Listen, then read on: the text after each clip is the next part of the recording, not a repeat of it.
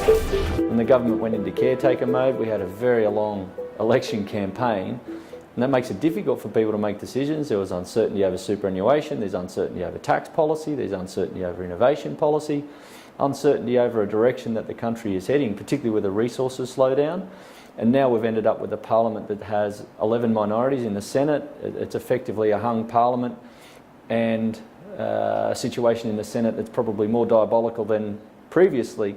That makes it tough to get major policies through, and again that uncertainty hangs over an economy and it makes it hard for it to push through and focus on an outcome. The president of a debating society is what we have on our hands at the moment, trying to manage different factions, independents, minority senators, everyone with their own agenda, and we're a very diverse culture and a diverse country, and we're entitled to have a say. That's one of the benefits of living in this country. We have free speech and everyone has the right to put their agenda forward. What that means from a parliamentary point of view, though, the person in the middle, the Prime Minister, is trying to manage all of those different vested interests to get an outcome, and you can't please everybody. It's going to make it a very difficult task for the next 3 years, if it lasts 3 years, to get any form of significant economic policy through. It's discouraging people for saving for their retirement, so a short-term solution is to tinker with the superannuation system to gain cash from contribution limits or increasing taxes, but they're handicapping people for the long term. It doesn't encourage people to save for their retirement because they don't know what the rules are, one, and two, it's being penalised for wanting to do well. So now when you've got short-term needs versus long-term trends, which superannuation was designed to do in 1992 to cater for the ageing population, you've got two competing forces there. It can't work.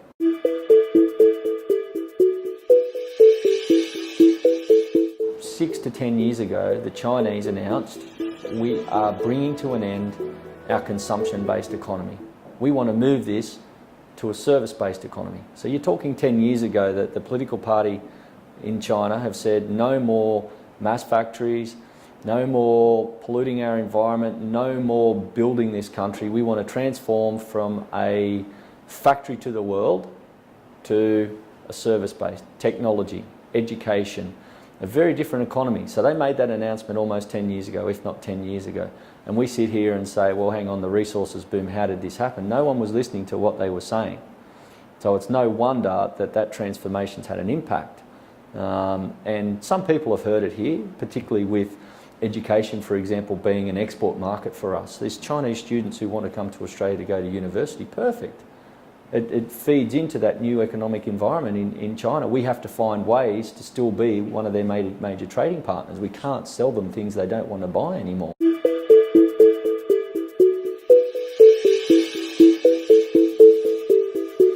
It's manufacturing technology. We have resources, intellectual and physical, galore, an abundance of them that we're able to export out to that region. It doesn't have to be Europe or the US anymore. It is right in front of us, and it's a fantastic opportunity for us to take advantage of it without keep digging holes in the ground and ruining our environment along the way. We need to find smarter ways to tap into that marketplace because it wants to buy. You know, don't get me wrong, they're ready to buy and they have the cash to buy. We need stuff to sell to them.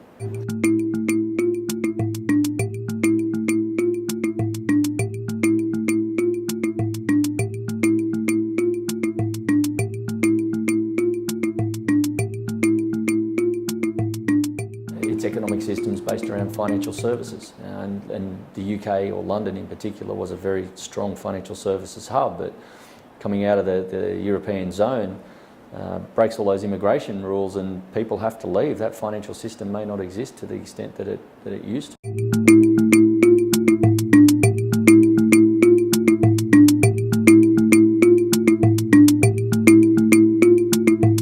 New Zealand's a fantastic litmus test for global economics.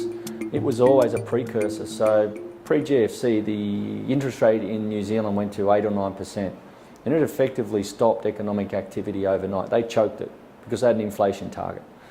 It choked economic activity in New Zealand overnight by raising interest rates. And they've always traditionally had very high interest rates compared to the rest of the world, but they're now competing at 2%. We're at 1.75, 1.5 here in Australia. It's no problem. It's no surprise that Auckland's one of the most expensive places in the world to buy real estate. New Zealand property prices are traditionally very high these days. So their economy doesn't have an abundance of natural resource like we do. They have some, but they've got tourism and they've got intellectual property, and it's one of the most desirable locations in the world to go and immigrate to. People in the UK say, well, let's go to New Zealand. It's got forward and progressive government. It's got a great environment. They look after their country. They're open to ideas. What's not to like about it? Let's leave and go and live there.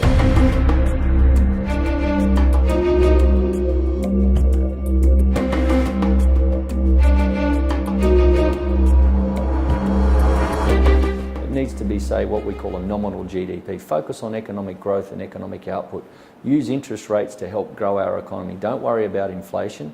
Use it to grow an economy, because that creates jobs, it creates taxes, it creates growth, it gives prosperity, and they should be the measures by which we measure a country's performance. And even within that GDP, what are the measures that we use to assess whether the country is growing? If it's not natural resources anymore, or that's a dwindling part of economic growth into the future, what are the areas that need to be measured to show how successful we are? Startups, technology, all these new businesses that may not be feeding into traditional economic measures need to be brought in somehow so that we can measure how we're performing and what are the metrics or the levers we need to pull to keep on a growth target.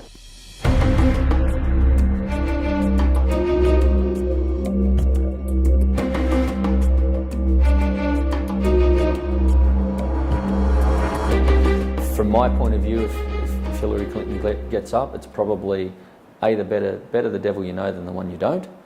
And people don't like uncertainty, so I can't really see the economic situation of the globe turning for the worse because she gets in.